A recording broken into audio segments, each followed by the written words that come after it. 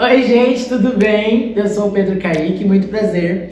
E hoje, eu e meus amigos viemos trazer para você um pouquinho mais sobre a atuação histórica de homens e mulheres no período da história medieval. Nós escolhemos o Justiniano e a Teodora, então fique aí com o Pedro Sartori falando um pouquinho mais sobre o Justiniano. Oi gente, tudo bem? Meu nome é Pedro e eu tô aqui para falar um pouco sobre o Justiniano, um pouco da vida dele e algumas coisas que ele fez como imperador. Essa figura tão importante na história da Idade Média, na história da humanidade, na verdade, né? Bom, o Justiniano, na verdade, ele nasceu na Macedônia, de uma cidade bem pequena chamada Tauresium, se eu não me engano, assim que é a pronúncia. E ele é sobrinho de Justino. Justino, ele era soldado, mas também virou comandante do palácio. Posteriormente, Justino acaba se tornando imperador do Império Bizantino. E como ele não tinha filhos, o Justiniano foi nomeado seu sucessor, né? E o Justiniano, ele subiu ao poder em 527. Ele já era casado com a sua esposa, Teodora, tão famosa e tudo mais. E o Justiniano, ele tem uma porção de fatores, uma porção de ações que foram muito famosas ao longo da história. E ações muito importantes também para o nosso mundo ocidental. Uma delas é para o âmbito do direito. Justiniano, basicamente, ele copila todo o direito romano que tinha até então, ele copila tudo em um volume só. E, através dessa compilação, é a base do direito que nós temos hoje, que é um direito totalmente influenciado pelo direito romano, graças ao Justiniano. Uma outra coisa também dele, que é muitíssimo importante, é que após a revolta de Nica, que aconteceu em 532, assim, ele tinha acabado, fazia pouco tempo, né, que ele era imperador. Foram basicamente 2 dias de uma revolta popular enorme, e que foi repelida e tudo mais, só que muitos monumentos foram destroçados. O Justiniano, ele, junto com a sua esposa Teodora, né, eles mandaram a reconstrução de diversos templos, incluindo um dos mais famosos e um dos mais belos do mundo, que é o Templo de Santa Sofia, que na época era um templo cristão, hoje já é um templo muçulmano, hoje já é uma mesquita, mas que na época era um templo cristão. Todas as coisas que nós vemos hoje na Basílica de Santa Sofia, nós temos graças a essa reconstrução ordenada por Justiniano. O importante é que ele se via... Bom, o Império Romano do Ocidente já tinha caído, né? Em 476. O Império Romano do Oriente, ele estava só. E o Império Romano do Ocidente, ele tinha sido tomado pelas tribos germânicas, pelas tribos bárbaras. Então o Justiniano, ele se via no dever, ele era altamente religioso, também a sua esposa a Teodora também era, mas o Justiniano, ele era ortodoxo e a Teodora, ela era monofisista. O Justiniano, ele se via muito na responsabilidade de trazer novamente a glória do Império Romano, o tamanho do Império Romano do século I e do século II. Então o que ele faz? Ele começa uma ampla campanha militar, que ele vai conquistando o norte da África, norte do Egito, do que seria a atual Líbia, por exemplo, conquista uma parte da Península Ibérica e principalmente a Península Itálica, que estava nas mãos dos godos, incluindo a cidade de Roma e tudo mais, né?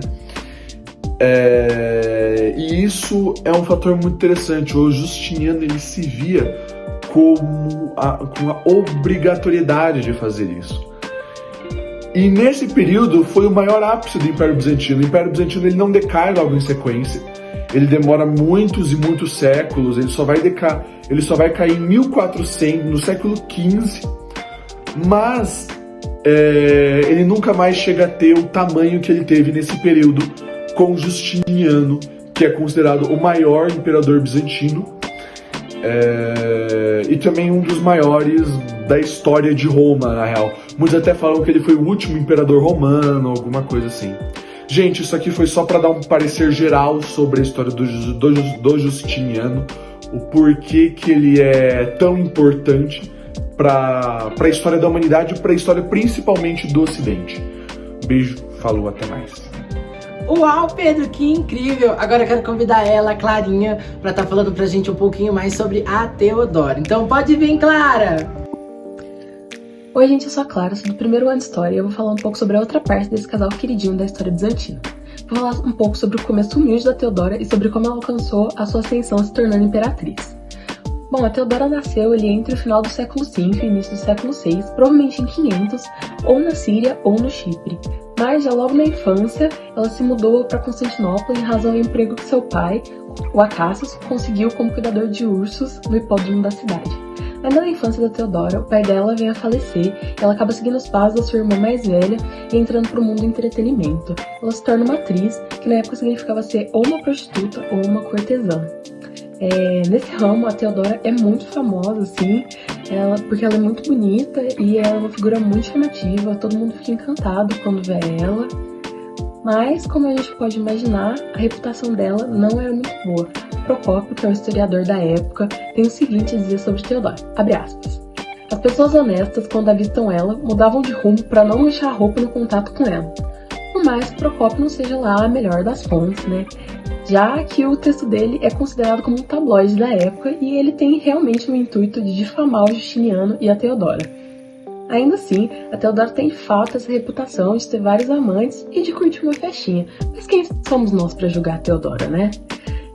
A Teodora sabia que o charme dela não ia durar para sempre e ela acabou se assentando ali com uma figura de relevância média no governo e se mudando para Alexandria.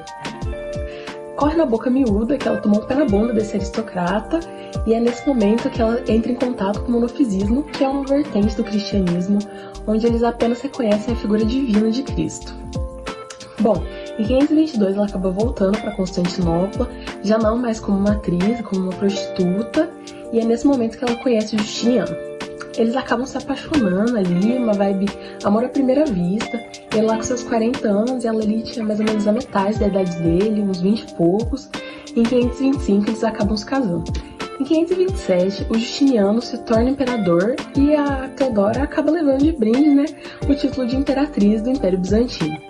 A atuação dela como imperatriz é invejável, assim, é impecável. Ela era uma figura extremamente inteligente, ela super se dedicou ali aos assuntos do Estado, ela era super interessada e ela acabou se tornando uma conselheira para o Justiniano. Eles acabavam se dando muito bem, eles governavam muito bem juntos, eles não sobrepunham o poder um ao outro, eles sabiam lidar muito bem com as diferenças particulares deles, como a religião, né? Já que o Justiniano era um cristão ortodoxo e a Teodora era uma monofisista. A Teodora ainda foi importante em vários outros momentos, como na revolta de Nica e também garantindo mais direitos para as mulheres. Em 548, infelizmente, a imperatriz veio a falecer vítima de um câncer, abandonando Justiniano, que ficou muito abalado com a perda de sua amada, mas sempre que ele podia, ele prestava uma homenagem ou falava dela de alguma forma e fazia uma menção a ela. Infelizmente, esse é o triste fim, não tão triste, já que eles tiveram uma belíssima história desse casal queridinho da história bizantina. Eles foram, sem dúvida, muito importantes, eles empreenderam muito ali no Império, e a Teodora é, sem dúvida, uma das maiores mulheres da Idade Média, já que não tem muitas mulheres na historiografia.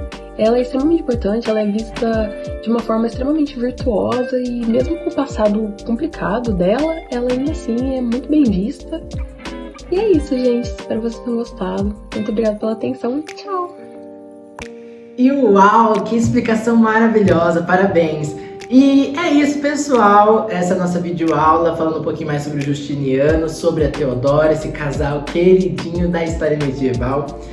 E eu agradeço você que assistiu até aqui, agradeço a todos pelo apoio, professor Rodolfo, por essa experiência nova que a gente teve, e até mais!